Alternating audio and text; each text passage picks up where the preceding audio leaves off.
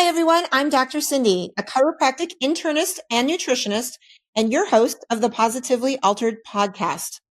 So have you ever sat back and observed somebody and thought, how do they do that? Like, how do they manage everything? Raise the kids, go to work, show up at the golf course, do whatever it is that they want to get done and do it well.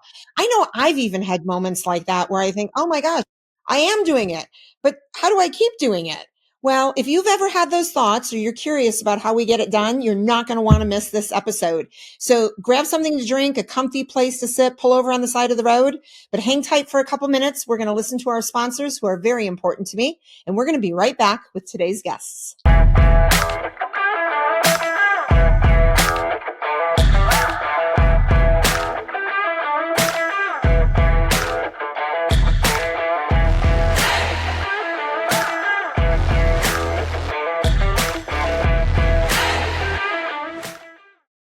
Hello, my name is Heather Lord, and I am the COO of Professional Health Products. Cutting corners is an all too common practice in the dietary supplement industry. When my father founded Professional Health Products, he sourced the cleanest, most biologically active ingredients from around the globe. Today, that commitment remains, which is why the finest healthcare practitioners, like Dr. Cindy, have trusted us for more than 40 years. We oversee the entire process in our manufacturing facility, from sourcing and formulation to manufacturing and labeling. Today, we offer over 300 unique products that can be tailored to the nutritional and homeopathic needs of each individual. Most recently, we launched a proprietary genetic test, allowing our practitioners to get even more dialed in to their patients' health. To learn more about Professional Health Products, please talk to your practitioner or visit our website at phpltd.com. Today, your life is going to be altered. I'm Dr. Cindy. Welcome to Infinity. We have worked hard to create an electronic claims website that is simple and user-friendly. This is the public side. You can log into your personal web portal here. This is your dashboard. You can personalize it to your liking here. Our main focus has been to allow you to submit and edit claims as easy as possible. You will find our claims editor and claims processing is simple to use and straightforward. Our quick action bar is where you can find your most important information. Most of these icons will take you directly to the claims the number represents. You can easily view if you have any messages in your inbox of any unread alerts by looking for these blue numbers. To view the rest of our training videos to get the most of your Infinity experience, click this icon. We hope you find this web portal simple and easy to use. Thanks for letting us serve you.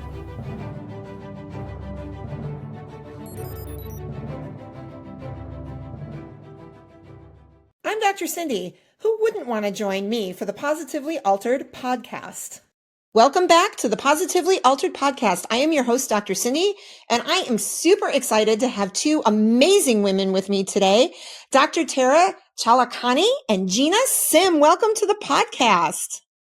Hi. Thank you. Thanks for having us. Good to see you. It's great to see you both. So I have to let everybody know this morphed because I was actually a guest on your podcast and had an amazing time. And we talked about all things mental health, right? And I think we even went down the sexual health pathway, which is one of my favorite topics. So I'm hoping we can hit that a little bit today too.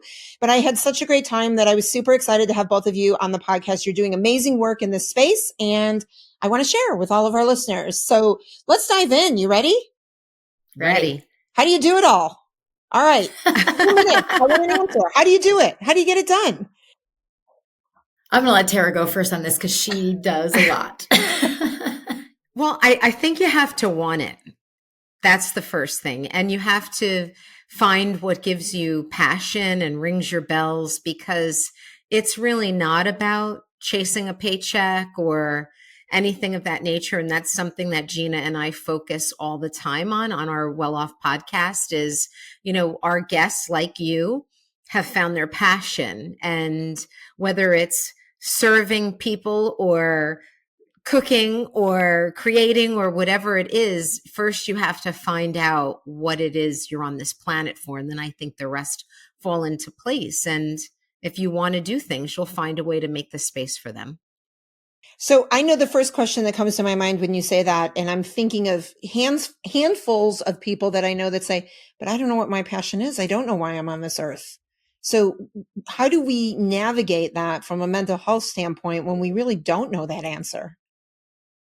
Well, it's a tough one. And I'll say that everyone has to start with therapy. I mean, I'm never going to not tell you it's what I do for a living. So I think that when you find that space, like a safe space with a person that you trust implicitly and isn't judging you and they're objective and not emotionally connected to your life, that's a great start.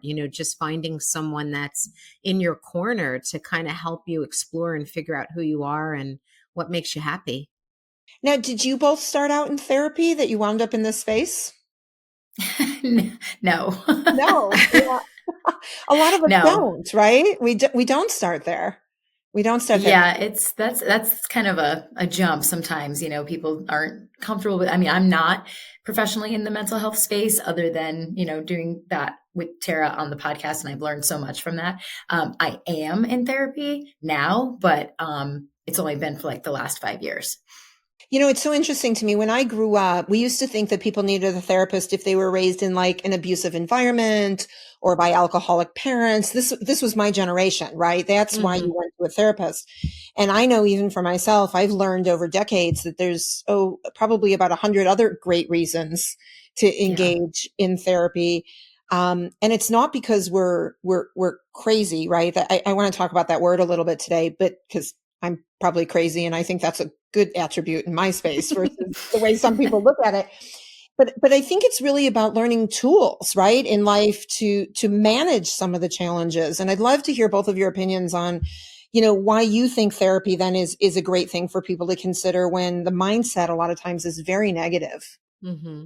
Well, I think in therapy, for some people, especially what you were describing, if you have a history of trauma or abuse or anything of that nature, that being in therapy, it might be the first time in your life that you are seen and you feel safe and you're with someone that you can truly trust. And I think that that's really a pivotal experience that really ushers in a lot of change. But I love when I have a client that really doesn't have a lot to sort through and is really entering the space just because they want to be a better version of themselves, or, they want to better themselves in some way, because I feel like that work is just as rich and rewarding as helping someone navigate through years of abuse or neglect or something of that nature. So, I mean, therapy can't hurt. It can only help. And even if you feel like, well, I didn't get anything out of that except I, unloaded everything that's been going on with me, that's still a benefit. Mm-hmm. Right. It is. Gina, what are your thoughts on that for people who struggle with that sort of negative connotation with therapy? Yeah, I mean, I was kind of in that bucket. Like I thought kind of going to therapy was, the taboo thing. And I can handle myself. I can take care of myself. I don't need therapy. And then when I was diagnosed with cancer, then I was talking to my doctors and they said, you should probably go speak to a therapist. So I went through, maybe 2 or 3 of them, and I wasn't clicking. It wasn't working. And I'm like, I just don't get it. I don't understand it. And then I found one that I meshed with, and it became such a help, talking about my health journey. And then it actually evolved into my narcissistic ex. And so like going through that. And then it was through COVID and dealing through COVID. And then when I moved, I found a new therapist who's wonderful. So right now I can't recommend therapy enough, because it's really helped, like Tara said, to like even just unloading, like what happened this week? Well, here's the list of things, and then kind of navigating through my feelings. And also, like, I say to myself sometimes, am I crazy? Like, am I overreacting to this? And it's just that other person that's being objective with you that's saying like, actually, no, I'll tell you when you're obsessing too much, or whatever the case may be. So, I mean, I love it. And that was kind of my journey into therapy. It's interesting. I have this mantra, and I don't know if it's the correct one or not, but it's worked for me a little bit. And that is, in finding a good therapist, I've always wanted to find somebody that I trust, but that I don't necessarily want to be my best friend, right? Because if you're my Yep. best friend, I'm probably not going to be challenged enough, but I needed to trust them enough to be vulnerable in order to open up. And still have that respect back that I feel I can be vulnerable, right? To get the right response. So I almost like have this love-hate thing going on, right? Where I don't want you to be my closest, dearest friend, but I need you to be distanced enough with that relationship that still allows that vulnerability. I don't know. Is that, what's a good recommendation for people in looking for the right person to talk to? Because I think it's hard to connect with the right person. It is. And I think that the best thing to do is to vet these people, whether through word of mouth or online profiles, kind of like dating. And just because, and I'll just tell you what I do is when I meet with someone for the first time, I do not allow them to make a follow-up appointment. I always say, drive home, sleep on it, talk to your spouse, your best friend, your partner, whatever. And if you wake up in the morning and you think this is the right place and that I'm the right person, then we can move forward, because I think people feel pressured. Like they don't want to hurt the therapist's feelings, so they make another appointment. And, we have to, we therapists, we have to teach people how to have healthy relationships.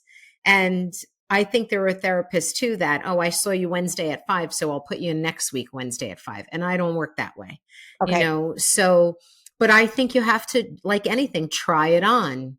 And I always tell my clients, like, if you think this isn't the right space, my heart's bigger than my ego, tell me this is a healthy relationship. My feelings won't be hurt. I'll find you the right fit.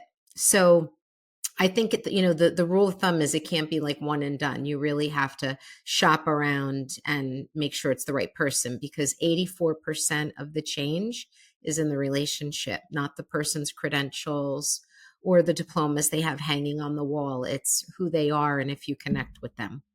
It's so interesting that you phrase it that way. And I would challenge as to how much of our breakdowns in our relationships is due to that lack of communication and that transparency, right? Of being able to say, you are the right one, or guess what? You're not the right one. And it's okay. Yeah. Right. And it's that we're so worried about everybody else's feelings instead of doing the right thing by ourselves that causes a lot of breakdown.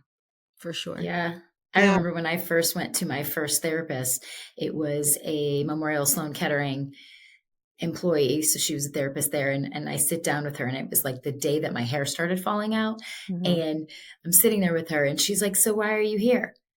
And I'm like, because I have cancer, I'm like, because my hair's falling out. I don't know, so that was a very hard way to like break into it. And maybe that was just her approach, but it just didn't mesh with me. So, I ended up leaving in like 15, 20 minutes. I was like, this isn't working, but thank you for your time, and on to the next.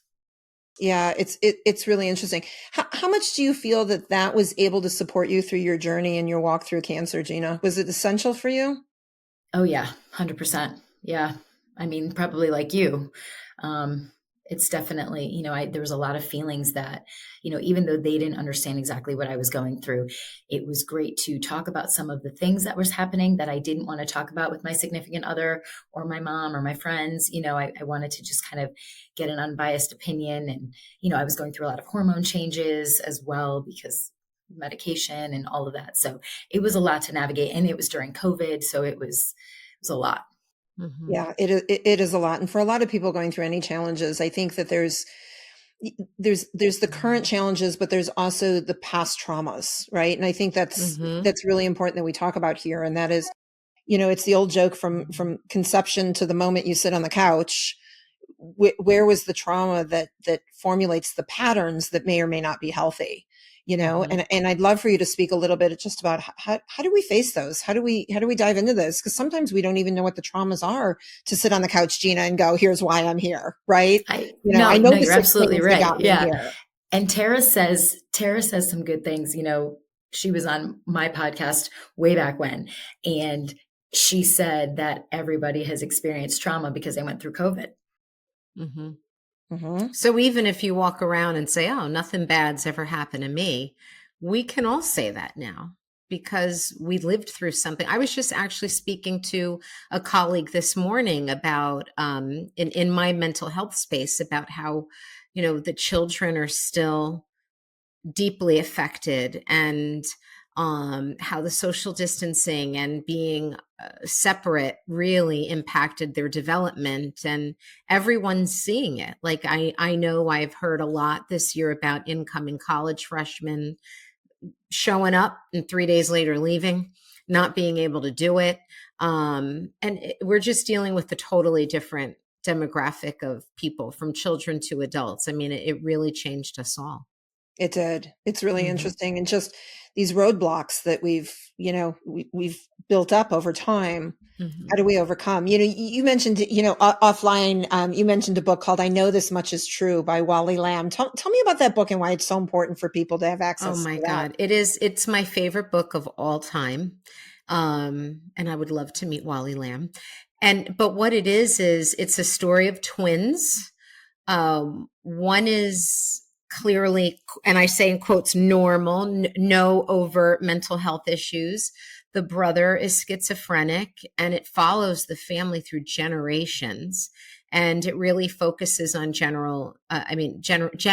oh my goodness, spit it out. It really focuses on generational trauma, and the impact it has on a family, but it just through a really real lens, and how the main character of the novel, Dominic, how he enters therapy and then he changes, he softens, he starts seeing things differently, he has more compassion, more forgiveness. It's a brilliant, brilliant book. And HBO did turn it into a miniseries starting, it was Mark Ruffalo, I believe. And I mean, I don't know. I'm one of those people that I always feel like the screen version never really holds up to the book, but I agree. Yeah. but it's brilliant. But yeah, I forgot that I recommended that to you. But Did you it's good read for it? both. I'm sorry? Did you read it? I didn't, but I'm going to. It's on the Oh, list you because you have recommended to. it. You Yeah. have to. No, and Yeah. I actually love to read, and I agree with you. But for people who don't read, at least if you get the screen, if you get the screen show, better than nothing at all. But no, I would prefer Yes. to sit into, and I'm the girl that opens the book. I want to feel it between my fingers. Same. Yeah, no Same. Kindle for me. That just gives me a headache to watch the screen go by anyway. So Yes. I like the good old fashioned paper. So let's talk about this generational healing, right? Because everything is my parents' fault, right? They taught me what they knew how to do. Well, they did. They did. I mean, no manual, right? They did the best that they could do, and their parents and their parents. And yet, I don't know. Sometimes I believe that I either become my parents, right? I follow in their footsteps, or I become the antithesis of what they've taught me because I don't like what I've learned. And, Mhm. it's, I'll share with you. It's interesting. I look back in my history, and I was very close with my mom and my mom's mother, and she lived with her, and there was always a bubby, a grandmother in the house. So, generational, very different. And on my dad's side, my grandfather decided to marry another woman while he was still married to my grandmother and start a family. And I never met her. And we need an hour for me to tell you the whole story, but very, very different, right? Very, Mhm. very different experiences in terms of what does family mean, and the respect and the kindness in family. And, sometimes I wonder, okay, well, the way I treat my children, is it the antithesis or the emulation of what I Mhm. generationally was taught? So how important is that? Well, it is. And I think, in your case, it's probably a combination of both, because we can't help our DNA and where we come from. But there's been extensive research by Dr. Besser Van der Kolk, who wrote The Body Keeps the Score, and Dr. Bruce Perry, who co-wrote What Happened to You with Oprah Winfrey. And they talk about the impact of generational trauma, and how something that could have happened in your lineage to a great grandparent, that trauma carries over from generation to generation. And we see it a lot with racial issues and, the disenfranchisement of African Americans in our country. But our body remembers, our body holds it. So, I mean, I think that there's an element of that where we bring that into the parenting space, but, we also have an obligation to not perpetuate that, and do the work and go to therapy and heal ourselves, so that we don't recreate negative patterns or any kind of abusive situations. How many of us out there do you think, Tara, really just don't even don't even see that, right? Don't understand that as we move through this generation and we parent or don't parent, that we don't recognize these traumas, so that you just keep getting perpetuated generation after generation. Do you think that's more common than not? Totally. Yeah. Yeah. Okay. So for those of us listening out there, is there, it's a lousy question, right? But like, is there sort of a way to self-reflect and look inward and go, maybe there really is something here? Are there some quick tricks to that? Or is it really a longer process? Well, we have a little tagline in therapy that if you can name it, you can tame it, right? So first you have to totally identify or even be curious about, I wonder if something's going on that I can change or fix. And I'll always say, go to therapy. But if you can't, whether it's unaffordable or inaccessible, or you're not ready yet, I'd say find a podcast, right? You have this is a podcast. Gina and I have the Well Love podcast. Find something that resonates with you, whether it's a podcast or an iBook or a book, and, find a book online. Because sometimes people will ask me, oh, do you have a book that you can recommend? And I said, you know what? There's thousands of books nowadays, and you have to find what works for you. And I feel like, they say, when the student is ready, the teacher appears. Mm-hmm. So just finding ways to educate yourself about what you're curious about, whether it's generational trauma or parenting or perpetuating patterns, start researching, Google it, right. Start somewhere. Right. Right. I know recognizing some of that and maybe the word admittance, right? Admitting to the fact that there can be some of these challenges, I know plays a huge role in how authentic we are. And I think authenticity is a really big buzzword. I'd love to kind of run down that rabbit hole a little bit of like, what does it really mean then to be your authentic self, in this space of mental health in order to grow? Well, you need to be in alignment. And one of the things, and Gina and I have touched upon it on a couple of episodes, you can't be a big success in work, and then pivot into your personal life, and it's a hot mess.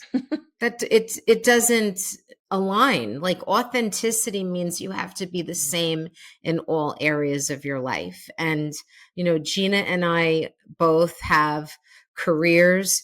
We have our podcasts, we have side hustles, we have a robust life of family and friends, and we show up the same in all of them. It's not like, oh, this is who I am here.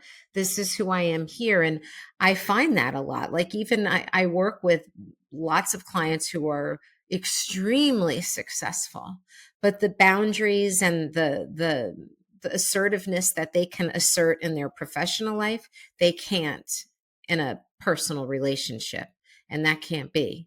And I really think that when you find that true authenticity and that alignment, no pun intended, with you as a chiropractor, still important, yes, right? that you find yourself and you find happiness, joy, fulfillment. That you're not living a life of lack. It feels abundant because it's good all around. Yeah, it's interesting. It's fascinating to me because in a professional sense, and I've been in a professional space that's building more women, but certainly a lot more men. It's been interesting over the years to actually witness exactly what you're talking about, right? The professional that behaves a certain way when they're away from their family, out of town in a hotel somewhere else, right? Mm-hmm. Versus maybe at home with the kids. And I always joke, you get who you get. Wherever I show up, you get who you get, right? Like me, love me, Yeah. don't, it's okay. But I behave no differently on a business trip than I do in front of my children. And right. It's fascinating to me where people feel, maybe they feel the need to be somebody different because they haven't found that happiness, that peace, to be true to themselves, right? Whatever that is. I don't know. Do you find that a lot in your professional space where there's a big dichotomy of behavior? Yeah. Yeah, for sure. For sure. Yeah. All the time. Yeah. And And I think it's especially like in the mental health space, we have to do the work on ourselves so we can help others do the work. And we know as professionals, we can only take people as far as we've gone. okay. And there are a lot of individuals in the mental health space that haven't done the work, or they think the work is what's going to help heal them. But, again, when that alignment and that genuineness isn't there, I think that's when people break down, Right. whether they rely on substance or negative coping skills or relationships fall apart. Like, you need to know who you are. So as a chiropractor, I have a chiropractor. As a therapist, you need a therapist. Totally. Yeah. Yes. Yeah. Dentist needs a Yes. dentist, right? We don't clean our own. Yes. Yeah, absolutely. Absolutely. Yeah, it's great. It's actually great advice. So maybe that's a question when you interview your therapist, is to ask them if they're in therapy. And You if they're practice what you offended, preach. yes, if they're offended, then that's a red flag. Right. I think that might be the number one question at this point, absolutely. Right. Oh my gosh. Gina, I would love to go back to your experience, right? Of walking through cancer. We opened the podcast with how do you do it? How'd you do it? Right. I mean, you get this shocking diagnosis and it's like a big giant stop sign in front of you, right? Wherever you are in your life. How'd you walk through that? What kind of tools did you utilize to benefit? I mean, so it was a breast cancer diagnosis back in 2018. So it was before COVID, which was fortunate because I really couldn't have done it without my support system. So it really, like, the whole community that I lived in, rallied, did meal trains, went to chemo with me. So like I had at least 2 people at every chemo treatment. And a lot of it too was my mental space. So I'm a very positive, upbeat person. I was a cheerleader my whole life. So it's like my motto was like 5, 6, 7, 8. Like, let's go. Like I this, love we're that. getting this done. Yeah.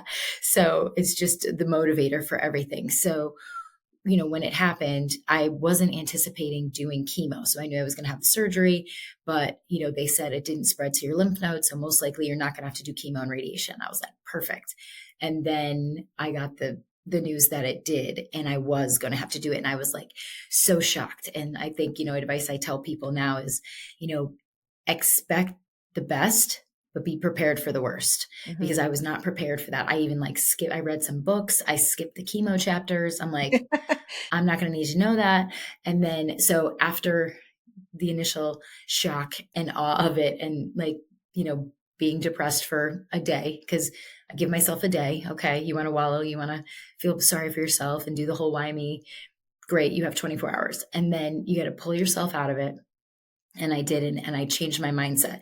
I'm like, instead of looking at it as this awful thing that I have to go through, which it is, but how can I make it positive? How can I make it better? So I got like 20 wigs. I got a different Golden Girls t-shirt and Red Sox t-shirt. And I was a different person for each chemotherapy. I walked in and the nurses would be like, who do we have today? And I had this huge hair. And I was like, this is Bianca, and then we had this other girl, and she had like feathered, and she was like, well, this is Toya, and then I had a blonde wig that looked like Pretty Woman. And so I was Vivian, so every treatment I would go in, and I made it fun for myself and fun for the people that were with me. And so it wasn't so daunting. So, and then obviously just the support of everybody around me. I love that. Did you have a favorite character? Who did you love to be the most? I really liked Vivian, honestly, because it was just like this short bob blonde, and that's not who I am. So it was really cute. And then Bangs, another one was a blue haired wig that I wore. It's like short, like another short bob with bangs. And so I loved that one. And I think we called her Stephanie. I don't know why, but I think. You ever pull them back out again? You ever play around with the wigs? Girl, yes. I just wore one for Halloween. We did this trunk or treat event, and it was during October. So I wore like my pink tutu, and I wore my pink wig, and it was great. Oh my gosh. I absolutely love that. It was fun. It's great because you've said the word fun now a couple times, and people always make fun of me when I throw cancer and fun in the same sentence. And there's never the word not in between it. It was always about finding the joy and the laughter and, being Vivian, right? It was just whoever you wanted to reinvent in order to be creative, to enjoy the experience. Mm-hmm. you know, and I've always said I never want to do it again, but I'm actually grateful for the gift. Absolutely. Sure. And looking back at it, I'm like, thank God, because now that was the extra, like I was cancer free, but they did it as preventative, just in case there was some little cells floating around. And looking back, I'm like, I'm so glad I did that. So that I don't have to, I mean, I still have to worry, but not as much. So I think it's interesting, you know, for those of us that are going through a challenge, whether it's illness, as you and I walked through, or, you know, substance abuse, whatever it is, right? I find one of the most difficult things is really watching the people around the people going through it, because there's this sense of helplessness, right? Like you had a great support system, but they couldn't fix you, right? My friends and family couldn't fix me either, right? I had to walk through the journey. Where in this space is there just some good advice on when people don't know what to do? What should they do? You know, do they treat you as though they always have? Do they tiptoe around? Do they buy gifts and dinners? I mean, how do we help people who don't know how to manage others when they're in pain? That's a really good question, because, you know, sometimes some friends just kind of stopped calling or stopped talking to me because they didn't know what to say, or they didn't know how to act. Or then my best friends would call and they would have an issue going on, but they'd be like dancing around it. And I'd be like, well, tell me what's going on with you. Give me a distraction. And they'd say, nothing that I'm going through what I'm going through is trivial compared to what you're going through. And I'm like, I don't care. Everybody has their own level of, you know, of what they're going through. So like, you're not going to be going through something as traumatic as I am right now, because you don't have an illness that could potentially be deadly. So really just ask how they're doing. Like, don't be afraid to ask how they're doing. And I mean, don't harp on it, but still talk about yourself. Like, still tell them what's going on in their life, because we need distraction. We want to hear it. And, you know, send over a cleaning lady and a pizza gift card. Right? Yeah. Gluten-free and dairy-free in my world, by the way. Just saying. Yes. You know, Yes. Same with Tara. Yes. Gotta make sure you follow the dietary requirements. That's for sure. But yeah. Yeah. And you know, is a tough it's thing. also important, Cindy, that people need to honor your experience, that even if you know someone that had the same diagnosis, no two cancers are the same. And in 2021, my husband was diagnosed with cancer. So my journey with cancer was walking side by side with him and being really scared. And it was so fascinating to me how people tried to minimize, or, oh, he'll be fine, or you caught it early, or it's the most curable cancer. You know what? If someone says the C word, everything, time shuts down. Your whole world shuts down. And Gina knows firsthand, Memorial Sloan Kettering owns you. The appointments are in your portal. You don't make them. You don't even have control over your own life. They own you. And I was just, it's like, oh, well, my uncle had that, or and it's like, but that was his story. Yeah. This is our journey. And so that was really fascinating to me, that so many people said the wrong thing. Speaking of the wrong thing, one thing I would never, ever say to a person with breast cancer, well, at least you get a free boob job. Oh, do not say that. Well, first of all, it's not free anyway. It's not free. It's not free. Yeah, it's not free. It's not so free. that's wrong just in and of itself. Yes. I think for some people it is that they don't know what to say. So the joke, right? The joke that they think they're making to be funny or light is due to more of their uncomfortableness, right? Than our own. But I agree. I think that's great advice to let people know that maybe there's more appropriate things to say, or to your point, not to say. Please don't say that. Right. Just not to say. Let's take a quick little shift real quick. I think it's really important. We've got a lot of people in a lot of pain in this world and in this space. And unfortunately, there are people who don't know how to be introspective and ask for help. Are there certain things out there that we can give advice to people just listening of, like, if you're that person that's really struggling, how do you ask for help when you think there is none? And then on the second half of that, how do we recognize people that might be struggling, in order to reach out, rather than finding out later they were struggling and didn't say a word? Well, for starters, it's important to identify at least the one or one person in your life that you really trust, that you can talk to, because nothing gets solved if you keep everything internally. so it has to be shared with someone. So finding that one person that, you really feel like you can confide in, I think is important. And the second part of the question was, how do you recognize if somebody seems to be hurting? Is there a way, or are there certain signs that we can just kind of recognize so that we can purposely reach out if we think somebody's in pain? Well, we need to be present, because I feel like so many of us and life, in general is so busy and hectic that we might miss things. So, really paying attention and connecting with people is one way to actually notice. But anytime we notice something different about someone, and, Meghan Markle made it iconic to share how much she was struggling when she was part of the royal family. And no one ever said, "Are you okay?" Right. So just asking, like, it doesn't hurt to ask. And so I try to make that a practice. Like, you don't seem like yourself. What's up? Or what's going on? I notice that you're different today. Just saying that, like, I notice, might make someone feel better. Like, we all want to be seen. We all want people to notice when we're hurting. Yeah, I love that. It's great advice. So getting back to how we do it all, let's wrap up here with, I'd love some advice from both of you of how do you balance play and purpose in your life, because that's part of doing it all. We've got to have some fun, but we've got to get our shit done, as we say, right? We got to go up and earn the paycheck and take care of ourselves, our partners, our families, our pets, whatever it is.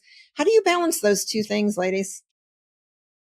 You start, Gina. Okay. Well, I know both of us have a lot going on. So I have a full-time job. We do the podcast, and I also I coach cheerleading, and then I have 4 nieces and nephews that I adore and see all the time, and then friends and all that stuff, your social life. So just kind of really, I iron out my schedule, like from 9 to 5 or 9 to 5. I'm doing my job, my real job, and then I do some things that need to happen. We have events and things at night, so I plan that out.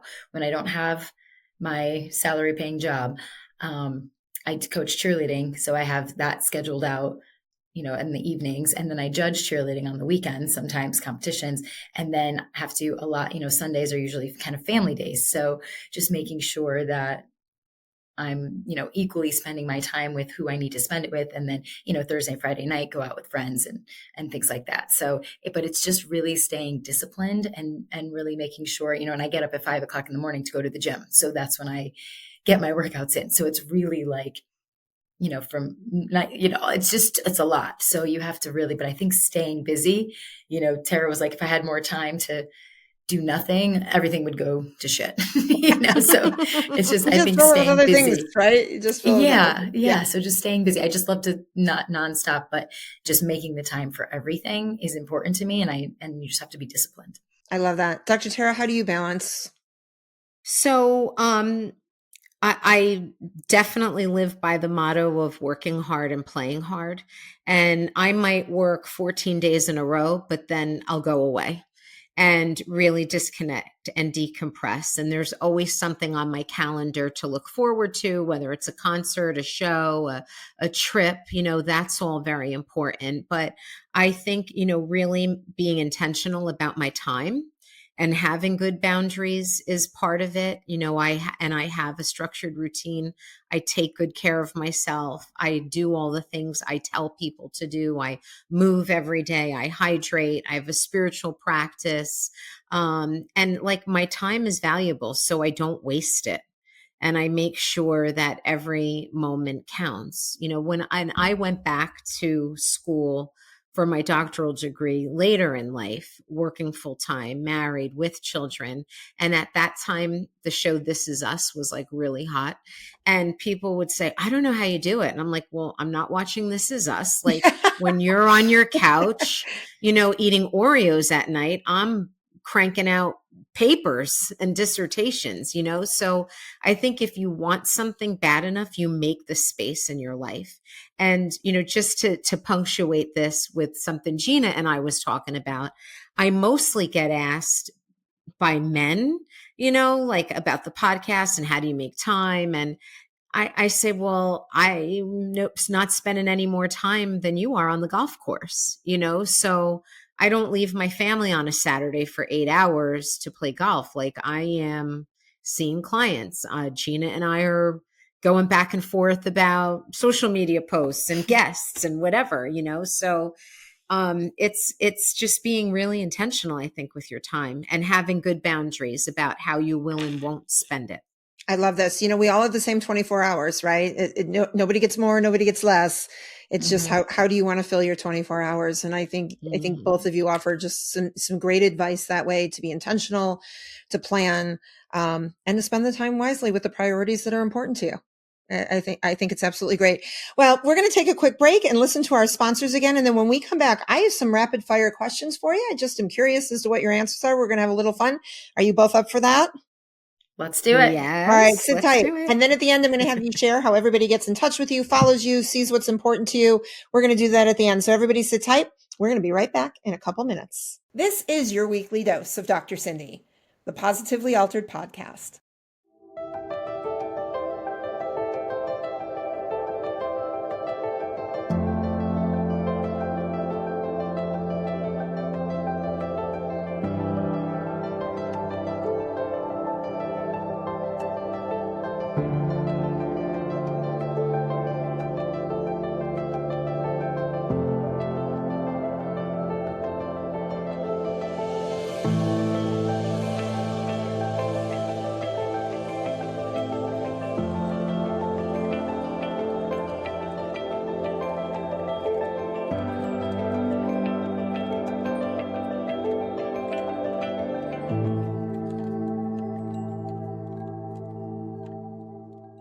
Stop.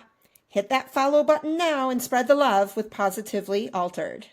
Welcome back. I have Gina Sim and Dr. Tara with me. This has been an absolute pleasure, ladies. And now we're going to have a little fun with some rapid fire questions. You ready? Ready. I'm a little scared though. Oh, this is almost like, what's that Family Feud, right? Because I've got both of you. So we're going to see who answers. We yeah. We have a buzzer. Okay. Right? And then, not that any answer is wrong, but then I guess we'll give the other family a chance to answer the question as well. And, we'll let the audience decide who should have won that, I guess. But all right. Very first question. If you were the ruler of the universe, who would you trust to drive your chariot? Gina, you hit the button first. Wonder Woman. Oh, I love that. Wonder Woman. That's a good one. Although she'd just spin around and get you where you need to be. Yes, she would. Yeah. I'm not sure she'd drive you anywhere. All right. Do you want to play or pass? Honestly, I was thinking my son. Okay. Because he's like fun to be with in a car. He's a good driver, doesn't drive too fast, and we always have a great time when we drive together in a car. Oh, that's fun. So I'm sure a chariot would be just as good. There's no screaming like you need to brake sooner or any of that. No. He's a good driver. No, he's the best. Oh my gosh, I wish I had a kid like that. My kids are always like, you have to stop yelling at us when we drive everywhere. So I don't know. I think I should be in the back seat with a blindfold on. It would probably go better. But that's funny. All right. Next question. If all animals could be domesticated, what would you pick as your family pet? First thing, giraffes. I love giraffes. Okay. I don't know where I'd put it, but I would want one. You might need to poke through the second story of the house, right? I mean, how tall are the ceilings, I don't know. They're pretty tall. Maybe. I don't know. We'll see. Maybe a baby giraffe. Baby giraffe. Okay. Baby giraffe. Baby giraffe. Gina, what would you pick? A monkey. A monkey? Ah. Yeah. Right. I don't know. I just like little chimpanzees, maybe from a movie I saw way back when. But yeah, I feel like they're more human-like. Fair enough. That's true. And they probably could be pretty helpful around the house, I would guess. Yeah. And you could communicate with them because they could do sign language. Right. Ah. I like that answer. That's good. I might reconsider mine. Probably not. But that's okay. All right. What food should be considered a breakfast food that isn't?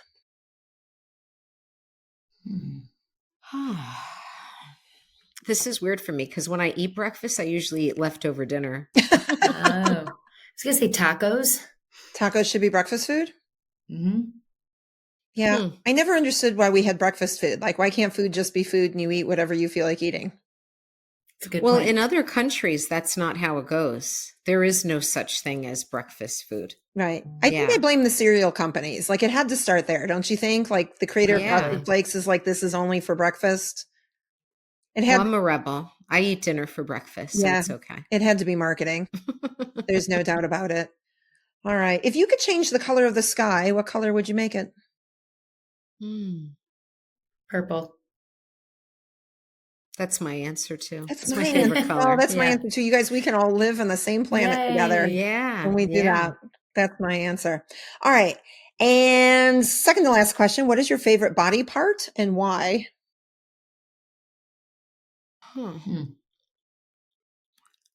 I think my teeth. You do have great teeth. For anybody is that a body part? Absolutely. You do have fantastic I take teeth. impeccable care of them. So okay.